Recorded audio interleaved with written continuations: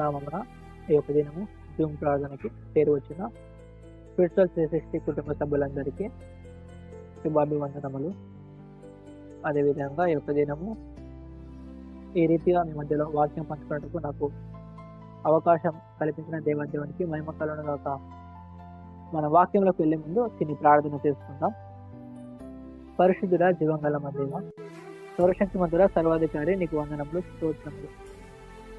ప్రభువా, ఈ యొక్క సమయం ప్రభువా వాక్యం పంచుకున్నటకు నీవు చూపిన మహాకృపను బట్టి నీకు వందనములు, స్తోత్రములు. ప్రభువా తండ్రి, యొక్క సమయం తండ్రి వాక్యము ప్రవర్తన ఏంటండి చెబుతున్న ప్రభావ మీ యొక్క నోటి దూరంగా తండ్రి వాడుకోమని తండ్రి ప్రార్థిస్తున్నాను ప్రభావ. అదేవిధంగా తండ్రి జూమ్లో ప్రభావ వాక్యం ఇచ్చిన ప్రతి ఒక్క బిడ్డను తండ్రి వినగల చెవులు ప్రభావ, గ్రహించగల హృదయం అనుగ్రహించమని తండ్రి ప్రార్థిస్తున్నాను. అదేవిధంగా ఈ యొక్క సమయం తండ్రి నీ యొక్క పరిశుద్ధాత్మ ద్వారా మమ్మల్ని ముందుకు తీసుకెళ్తాను. మా పేరు రక్షణ ప్రభు యేసుక్రీస్తునామంలో అడిగి వేడుకున్నాను మా పేరు పరలోకపు తండ్రి, ఆమేన్.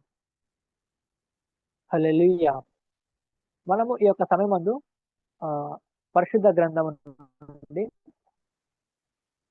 యెషయా గ్రంథం 49వ అధ్యాయము 14-15 వచనాలు మనము చదువుకుందాం.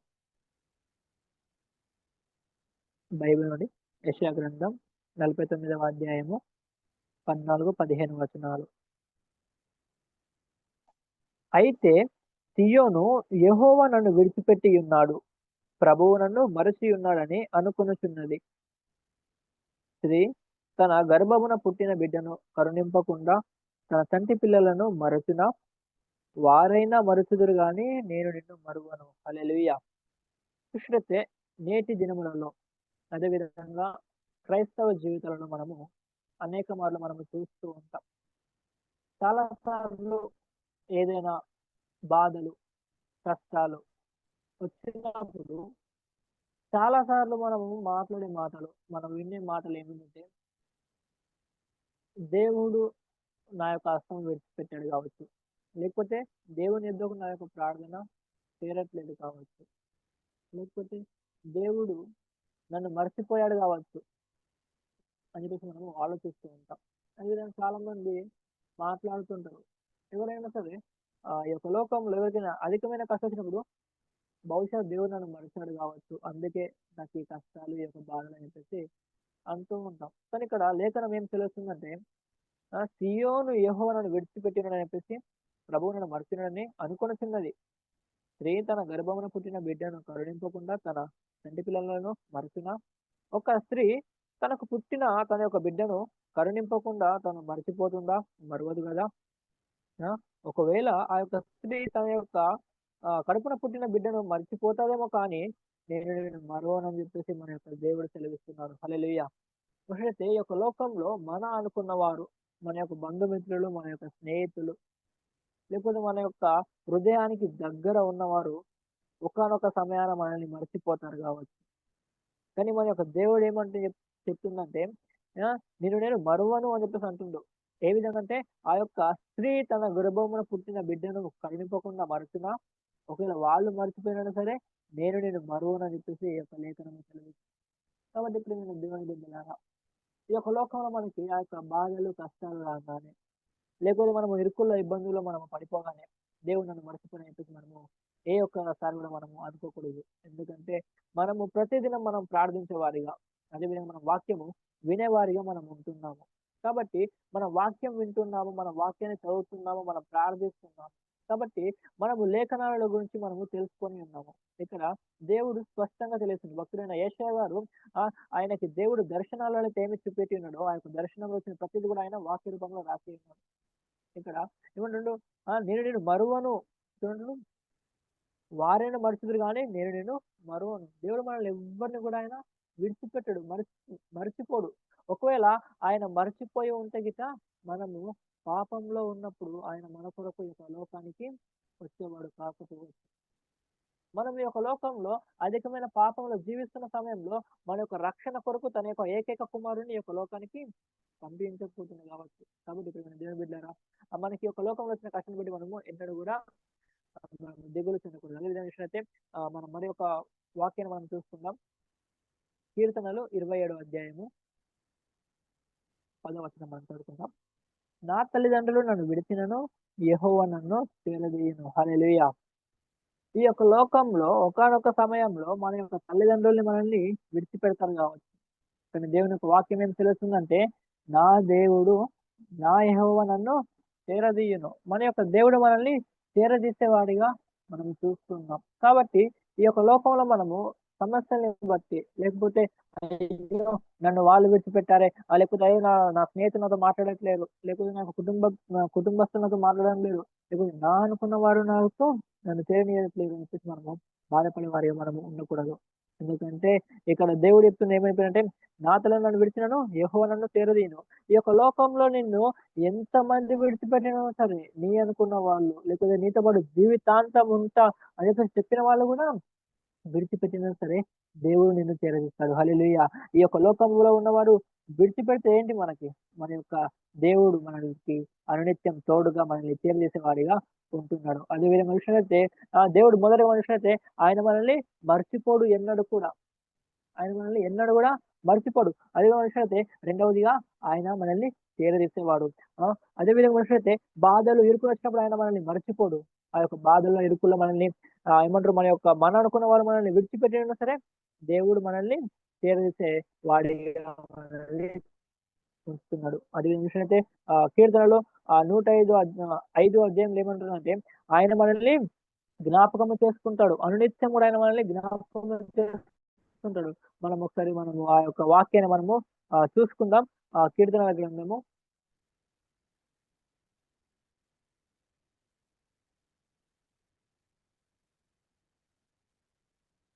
105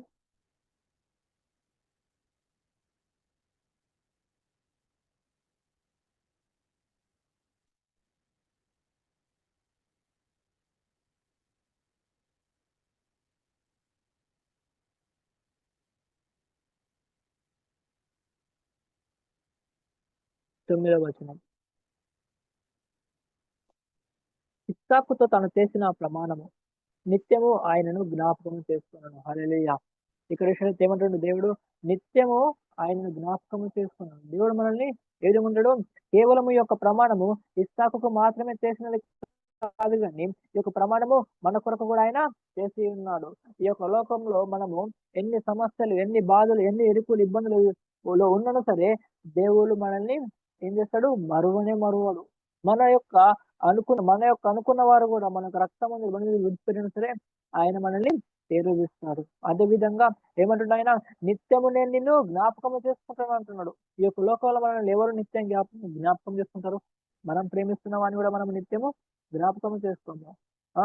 లేకపోతే మనల్ని ఎవరైనా ప్రేమించినా సరే వారు మనల్ని నిత్యము జ్ఞాపకం చేసుకోరు. మన యొక్క కన్న తల్లిదండ్రులను కూడా మనము నిత్యము జ్ఞాపకం చేసుకునే స్థితిలో మనము ఉండలేకపోతున్నాము.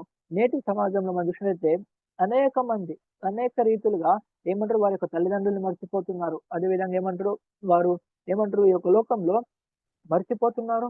ఏమంటారు?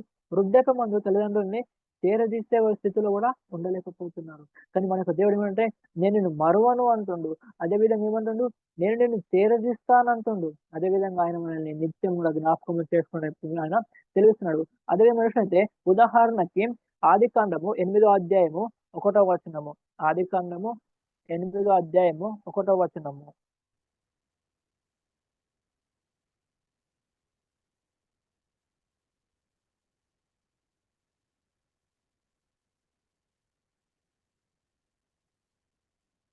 దేవుడు నోహావును అతనితో కూడా ఓడలో ఉన్న సమస్త జంతువులను, సమస్త పశువులను జ్ఞాపకం చేసుకొనెను. హల్లెలూయా. ఏమంటుండు ఇక్కడ? చూసినట్లయితే ఆ యొక్క జల ప్రళయము తరువాత దేవుడు కేవలము నోహావును మాత్రమే జ్ఞాపకం చేసుకోలేదు. కేవలము నోహావు యొక్క కుటుంబాన్ని మాత్రమే జ్ఞాపకం చేసుకోలేదు గానీ, నోవాహును అతనితో పాటు ఆ యొక్క ఓడలో ఉన్న ప్రతి జంతువును, అదేవిధంగా ఏమంటాడు? ఆ యొక్క ఓడను గూడా ఆయన జ్ఞాపకం చేసుకున్నాడు. హల్లెలూయా. మనం గూడా ఈ యొక్క కొన్ని సార్లు మనం అనుకుంటూ ఉంటాం. నేను చేసిన పాపాలకి, లేకపోతే నేను చేసిన తప్పులకి దేవుడు నన్ను జ్ఞాపకము చేసుకుంటలే కావచ్చు. లేకపోతే దేవుడు నన్ను మర్చిపోయాడు గావచ్చు. లేకపోతే దేవుడు నన్ను చేరదీయడేమో. నేను అంత ఘోర పాపినమని మనము అనుకుంటూ ఉంటాం. ఎందుకంటే ఈ యొక్క లోకంలో సాతాను యొక్క మోటివ్ ఏమిటంటే మనల్ని కృంగదీయడము. అది కూడా ఏ విధంగా అంటే మన యొక్క తలంపుల్ని ఆయన కంట్రోల్ చేసుకొని మనల్ని కృంగదీస్తూ, అగో దేవుడు నిన్ను మర్చిపోయిండు. దేవుడు నిన్ను విడిచిపెట్టిండు. అగో నీ తల్లిదండ్రులే నిన్ను విడిచిపెట్టారు. ఇంక నిన్ను నీ దేవుడు ఎందుకు చేరదీస్తాడు? ఆయన కూడా నిన్ను విడిచిపెడతాడంటాడు. ఏమంటాడంటే ఇంకా, అగో నిన్ను నీ యొక్క తల్లిదండ్రులే జ్ఞాపకం చేసుకుంటలే. అగో నిన్ను నీ యొక్క సొంత వాళ్ళు నిన్ను జ్ఞాపకం చేసుకుంటలే. ఇంకా దేవుడు నిన్నెందుకు జ్ఞాపకం చేసుకుంటాడని చెప్పేసి మనకి ఏమంటారు అనేకమైన తలంపులు తెప్పిస్తుంటారు. కానీ ప్రియమైన దేవుని బిడ్డలారా, ఈ యొక్క దినం మనం చూసినట్టయితే దేవుడు ఏమంటున్నాడంటే, నిన్ను నేను మరువను అని చెప్పేసి చెప్తున్నాడు. స్త్రీ తన యొక్క కన్న బిడ్డలైనా సరే మర్చిపోతదేమో గాని, నేను మరువను అని చెప్పి దేవుని యొక్క వాక్యం సెలవిస్తుంది. అదే విధంగా ఏమంటాడు, తల్లిదండ్రులు నిన్ను విడిచి వెళ్ళిపోతారు కావచ్చు. నిన్ను తల్లిదండ్రులు విడిచిపెడతారు కావచ్చు. కానీ నేను నిన్ను చేరదీస్తానని చెప్పేసి వాక్యం సెలవిస్తుంది. అదేవిధంగా ఏమంటాడు, నేను నీతో ప్రమాణము చేసి ఉన్నాను. నేను నిన్ను నిత్యము జ్ఞాపకము చేసుకుంటాను అంటుడు. ఏ విధంగా అయితే నోహావుతో పాటు ఓడలో ఉన్న ప్రతి జంతువును, సమస్త పశు పక్షులను ఆయన జ్ఞాపకము చేసుకున్నాడో, అదే రీతిగా మనలను కూడా ఆయన జ్ఞాపకం చేసుకుంటున్నారు. కాబట్టి మీరు ఈ యొక్క వాక్యాన్ని మీరు జ్ఞాపకం ఉంచుకోండి. మీరు బాధల్లో, కష్టాల్లో ఉన్నప్పుడు ఈ యొక్క వాక్యాన్ని మీరు గుర్తు చేసుకోండి. ఎందుకంటే ఈ యొక్క సాతాను యొక్క మోటివ్ ఏంటంటే మనల్ని మనల్ని బలహీనపరచడం. మనము ఎందుకంటే మనము ఒక్కసారి మనం బలహీన పడిపోతే మనము దేవునికి దూరంగా వెళ్ళిపోతాం. మన యొక్క బాధల్లో లేకపోతే మన యొక్క శ్రమలో మనము కృంగిపోయి దేవునికి దూరంగా వెళ్ళిపోయి మనంతట మనము ఆయనకి దూరంగా అయిపోతాం చెప్పేసి ఆయన ఏం చేస్తుండంటే ఆ యొక్క సాతాను అనుక్షణం నీకెవరు లేరు. నువ్వు ఒంటరివి అని చెప్పేసి తలంపులు తెప్పిస్తూ ఉంటాము. ఈ యొక్క దినము ఎవరైనా సరే నేను ఒంటరిని అని చెప్పేసి ఆలోచిస్తున్నారు కావచ్చు. కానీ దేవుని యొక్క వాక్యం సెలవిస్తుంది, బిడ్డ నేను నిన్ను విడువను. నీ అనుకున్న వారు నిన్ను విడిచిపెట్టి వెళ్ళిపోయారు కావచ్చు. కానీ నేను నిన్ను చేరదీస్తానని చెప్పేసి దీనికి వాక్యం సెలవిస్తుంది. అదే విధంగా ఏమంటుండు, ఆ యొక్క నోహావును అదే విధంగా ఓడలో ఉన్న ప్రతి జంతువును ఏ విధంగా అయితే జ్ఞాపకము చేసుకున్నానో, అదే విధంగా ఇస్సాకుకు ఏ విధంగా అయితే నేను ప్రమాణము చేశానో, అదే రీతిగా నేను నిన్ను జ్ఞాపకము చేసుకుంటాను. ఏ విధంగా అంటే నిత్యము నేను నిన్ను జ్ఞాపకము చేసుకుంటానని చెప్పేసి ఆయన మనతో మాట్లాడుతున్నాడు. అదే విధంగా మనము ఇంకొక వాక్యాన్ని చూసుకుందాం. యెషయా గ్రంథము 44వ అధ్యాయము. యెషయా గ్రంథము 44వ అధ్యాయము.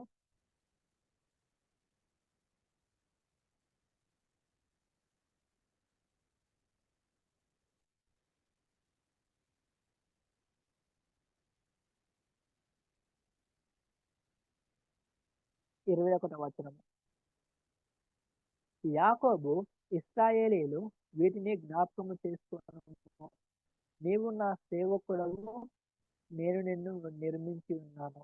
ఇశ్రాయేలు, నీవు నాకు సేవకుడవై ఉన్నావు. నేను నిన్ను మర్చిపోజాలనా? హల్లెలూయా!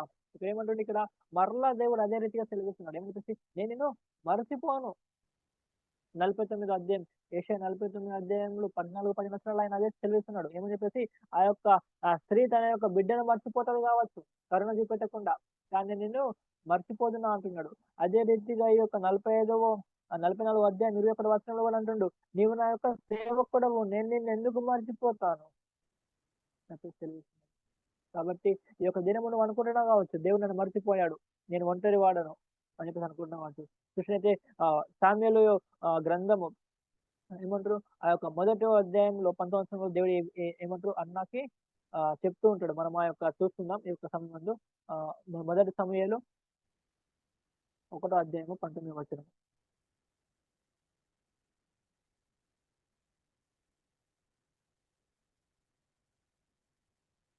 అంతటా ఇక్కడ చూసినట్లయితే చివరి వచనం చదువుతున్నాను, చివరి లైన్.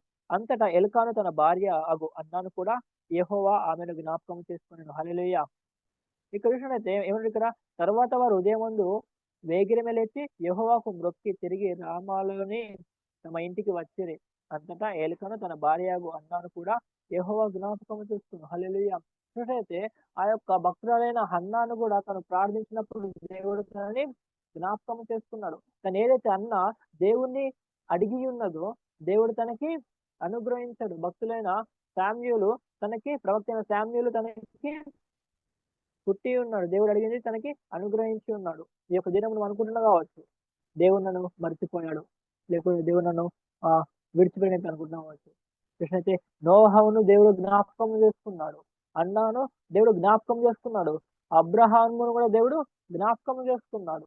అబ్రహామును దేవుడు విడిచిపెట్టలేదు. ఎందుకంటే ఆ దేవుడు ఎప్పుడైతే అబ్రహాముకు సెలవిస్తాడో, "అబ్రహామా నువ్వు నాతో పాటు నేను చెప్పిన ప్రదేశానికి వెళ్ళనగానే" అబ్రహాము దేవుని మీద విశ్వాసం ఉంచి ఆయన ముందుకు సాగుతూ ఆయన వెళ్ళి ఉన్నాడు. ఆయన వెళ్ళినప్పుడు దేవుడు అబ్రహాం వెళ్ళిన ప్రతి చోట కూడా ఆయనకి తోడుగా ఉన్నాడు. ఈ యొక్క దినము దేవుడు నీతో మాట్లాడుతున్నాడు.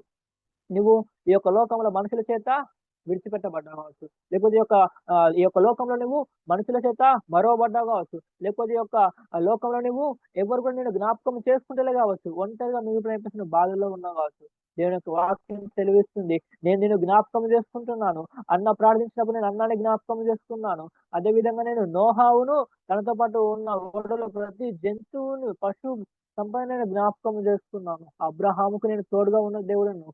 నేను ఈ యొక్క దినము నేను నీకు తోడుగా ఉంటున్నాను. నువ్వు బాధపడకు. నేను నిన్ను మరువను. నీ యొక్క తల్లిదండ్రులు నిన్ను విడిచినను. నీ బంధుమిత్రులు నిన్ను విడిచినను. నేను నిన్ను చేరదీస్తానని చెప్పేసి దేవుని యొక్క వాక్యం తెలియజేస్తుంది. ప్రియమైన దేవుని బిడ్డలారా జ్ఞాపకం ఉంచుకోండి.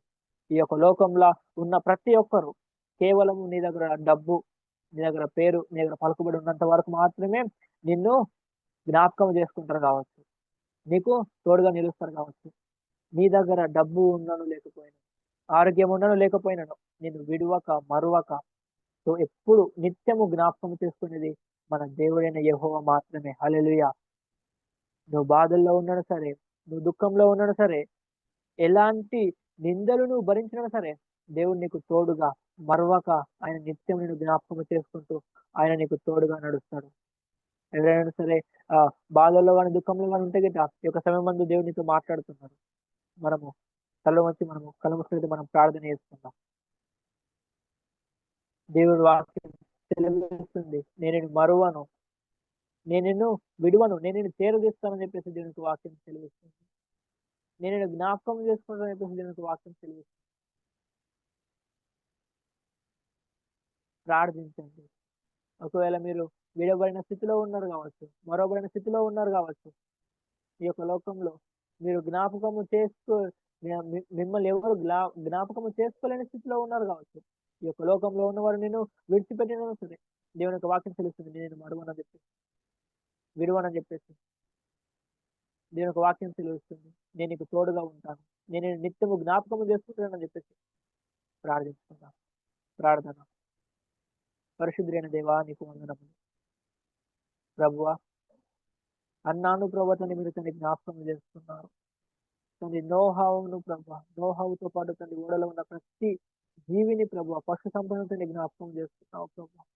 అబ్రహామును ప్రభువా తండ్రి వృద్ధాప్యమందు కూడా తండ్రి మీ యొక్క విశ్వాసంలో ముందుకు సాగాడు ప్రభా. తనని తను మీరు తండ్రి విడవలేదు ప్రభా. తనని మీరు తండ్రి మరవలేదు ప్రభువా. తండ్రి తండ్రి ఈ యొక్క సమయవంతుని తండ్రి ఈ యొక్క లోకంలో తండ్రి బాధల్లో, దుఃఖంలో, ఎరుకుల్లో ఉన్నాము కావచ్చు రాజా. తండ్రి నీ యొక్క వాక్యాన్ని ఎత్తుపడితే ప్రార్థిస్తున్నాం ప్రభా. నీవు మాకు తండ్రి తోడుగా ఉన్న దేవుడవు. నువ్వు మమ్మల్ని తండ్రి మరువని దేవుడవు ప్రభా. నీకు లేఖనం తెలుస్తుంది ప్రభా. కన్న తల్లి ప్రభా, స్త్రీ తన యొక్క కన్న బిడ్డను మరుచునేమో కానీ నేను మరువను అని తండ్రి వాక్యం తెలుస్తుంది ప్రభా. నీ యొక్క లోకంలో తండ్రి మా యొక్క తల్లిదండ్రులు విడిచిపోయిన తండ్రి విడువని దేవుడవు ప్రభా. వందనాలు తండ్రి. తండ్రి నువ్వు తండ్రి మాతో మాట్లాడవు ప్రభా, నీకు వందనములు ప్రభా.